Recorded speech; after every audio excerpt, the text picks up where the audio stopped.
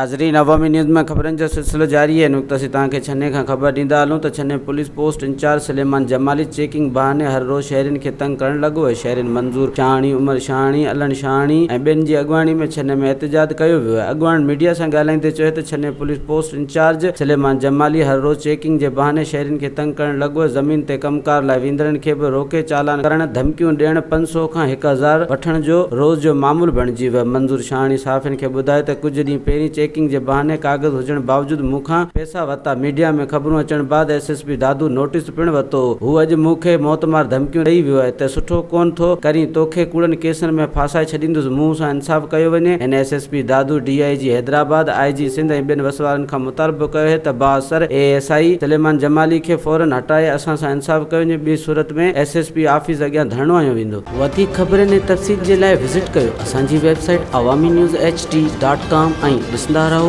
Awami news HD।